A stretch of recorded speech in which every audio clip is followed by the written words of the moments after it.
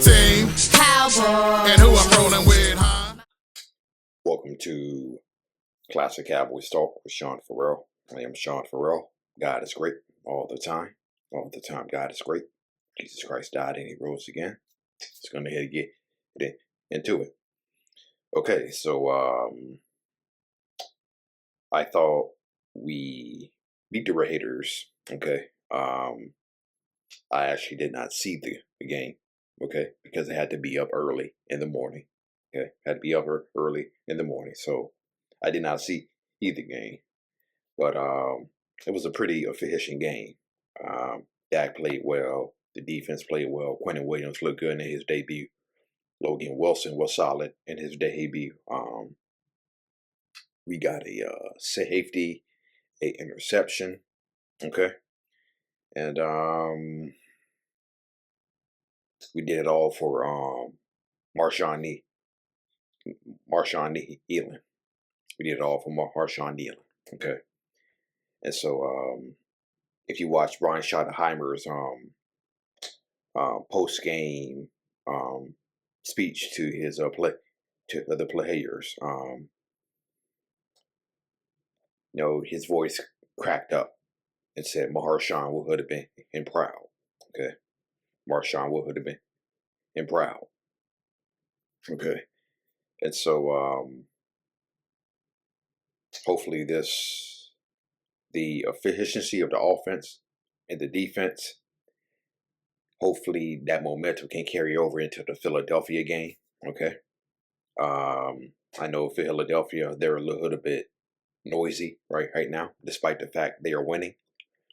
What do I mean when I say noisy? Well, there's talk that AJ Brown and Jalen Hurts don't get along. Let's talk about Jalen Hurts not being. Talk about the Philadelphia organization really not that enamored with Jalen Hurts. So Philadelphia is a little bit noisy. Okay, so we'll see. We'll see this Sunday if the momentum can be carried over to the Philadelphia game. So when I first heard about Marshawn Kneeland's death by suicide,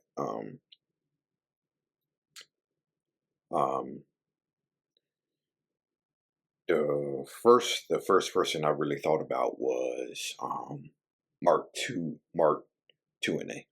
Okay, and I remember Mark Tuinei and Randy White Mark Tuinei and Randy White were close.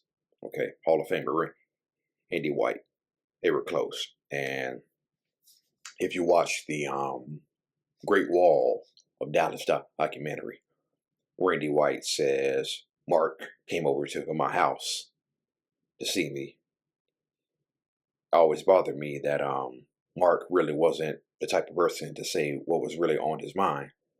But had I been known he'd been having some problems, I probably could have handled that visit a little bit differently that day. And I remember Randy White, he was like rubbing his hands like this, like while he was talking. He said, but had I been known he'd been having some problems, I probably could have handled that visit a little bit differently that day. Then May 5th, 1999. Yeah. So, yeah, that's the first person I thought of when I thought of Marshawn Kneeland's death by suicide. Yeah. And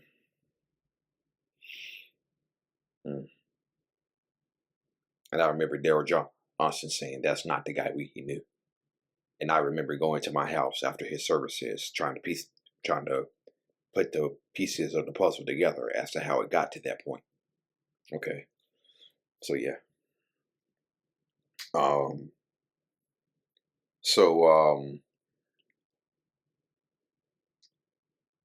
Playing the Raiders, I thought of the 2017 game.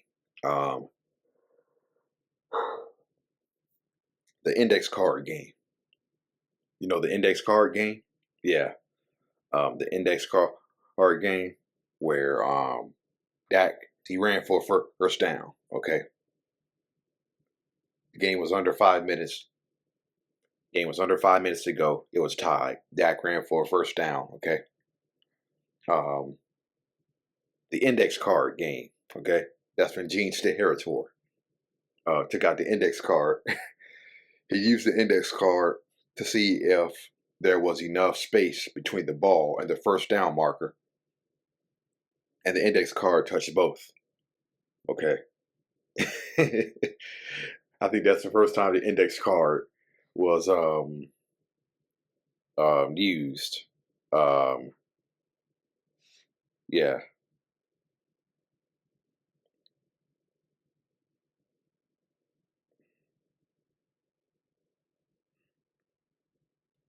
Hey, hold up. Hold on.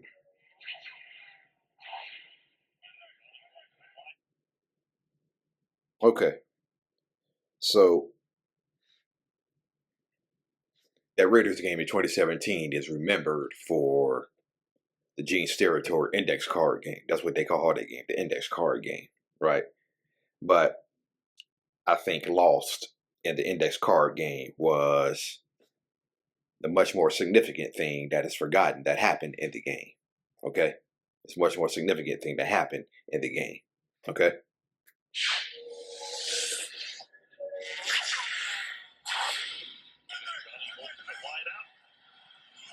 Into the backfield. Carr under pressure, avoids the sack, and he's going to try to run it in. Oh, does he lose the ball? Yeah, did he lose the ball? Does it go out of the end zone? Does he lose the ball? The Cowboys are signaling for a touchback. This could be a touchback. It very well could be. We've seen this before. I think it is. Jeff Heath created it. On the field is that the runner fumbled forward through the end zone and out of the end zone. Touchback. The ruling on the field is a touchback. First down, Dallas. Yep. Can you believe that? But that is the rule as he fumbles out of the end zone. Stretching. Nothing goes out of bounds. Ball's out of his hands inside the pylon. Oh my goodness. Easy one to call. That is the rule. Seen this a couple of times this year before.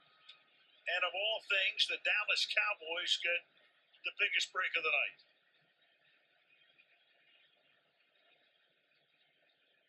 That close to an Oakland touchdown, and instead, the Cowboys can run the clock out.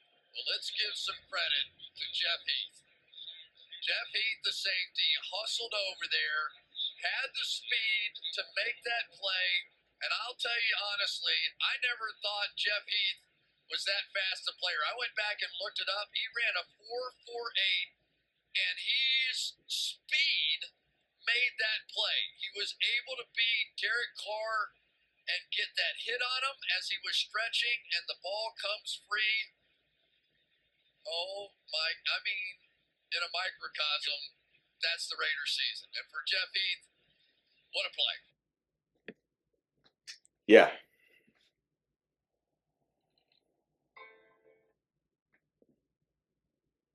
Yeah.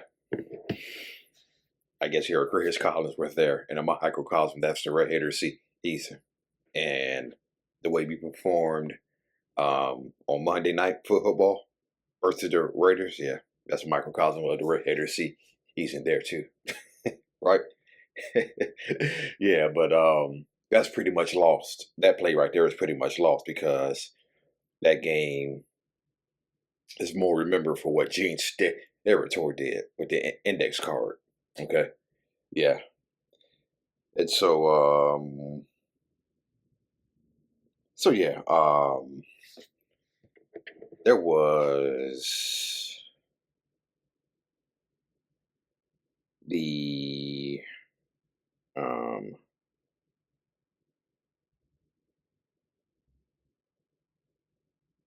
okay.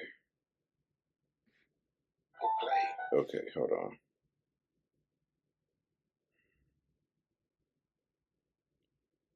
Okay, not there.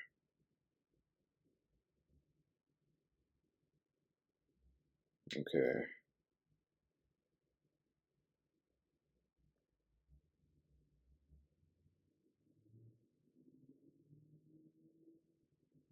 All right. I'm almost there. I'm almost there.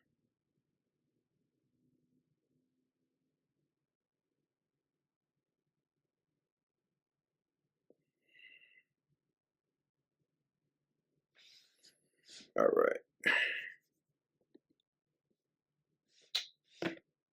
right. I just know it, and they still couldn't stop.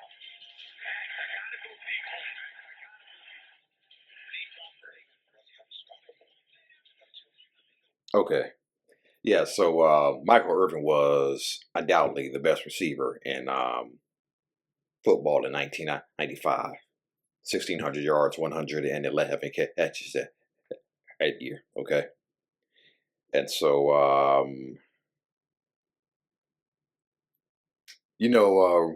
receivers, cornerbacks, defensive linemen, they all use tricks that the refs don't catch. Okay. That the referees don't catch to get certain advantages. Okay. And Michael Irvin had a certain advantage he used. Okay. That was until he had a conversation with John Madden. Okay. He had a conversation with John Madden. Okay. And he let John Madden know the tricks of the trade of how he got his catches, how he got open. Okay. That sort of led to the Michael Irvin rule, as we call it. Okay. One of the tricks of his trade. The ball, touchdown Cowboys. You know, they would bring John Madden and all those guys in to talk to the players on Saturday before the game on Sunday. And, and I want to get in good with John, so I figure I'll really share some secrets. I say, listen, what happens a lot of times, because I'm not that fast, the guy would get up on me, and he's playing me right here. I said, so when he's covering me, I can't extend my arm because they will call that a push-off. I said, so when the ball is in the air the last second, I hit him, because when I hit him, it pushes him back, gives me the separation, and I can catch the football. I said, John, that's just between us, buddy. And he said, no, I would never tell anybody that. Don't worry. He said, it's just between us. Man, we go and play a game, and John, they must have rewinded 30 times. They showed everybody exactly what I was doing. Next year comes around, they got an NFL rule called the Michael Irvin rule, where you can't do something like that. So, oh, come on, man. And I got on John about that when I sat down and talked. I said, hey, man, I gave you a few tricks to the trade, man. And, man, you told everybody. And, he just laughed and everything. But, it didn't stop us from winning those 3 Super Bowls. In Super Bowl 30, Irvin's only touchdown was negated by his own so-called rule. Down Cowboys, and the playmaker has scored. There's a flag. It is against Dallas. And Irvin, notorious for pushing us. Good call. Thank you. I'm on your side, baby. The Cowboys still won their 3rd Super Bowl. Yeah. Yeah, so John Madden made mention of it on the broadcast, and those people at NFL, they must have been listening very close, because you heard what Michael Irvin said. They must have rewinded it 30 times, and now they had the Michael Irvin rule, right? Okay, just like the Roy Williams rule when he horse collared T.O. Okay, yeah, they came out with the horse collar rule, aka the Roy Williams rule, right? Okay. So let me share one more.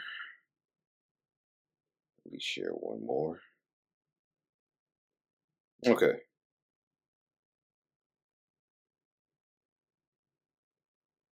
We were playing Atlanta. Okay. So Michael Irvin recalls the time in the last game of the 1991 season. They were playing the Atlanta Falcons, okay? And Dion wasn't covering Michael Irvin, okay? They had a guy by the name of Tim McKyer who was covering Michael Irvin, okay? And Michael Irvin told a story about that. We got Alexander Wright, fastest dude in the world. He ran a 4.19, squat 500 pounds. You know, and I said, oh my God, I got something. He's so fast, Dion had to go to him. And we just kept running him deep. Dion was just running with him. And I was over there with Tim McKay. I said, Tim, we got Dion off me. He said, yo, Dad, I ate his ass up. Dion was running back over there to me, thought, y'all playing. This ain't no track meet. Y'all ain't gonna even throw that joke on the ball. Listen, I said, I must have had like 10 or 12 catches on Tim. Man, I was killing him, man. Yeah. But yeah, Tim my boy, too.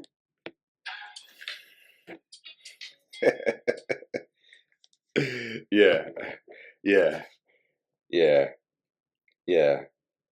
That game is also remembered for Jerry Glanville trying to cheat the refs out of certain spots, okay?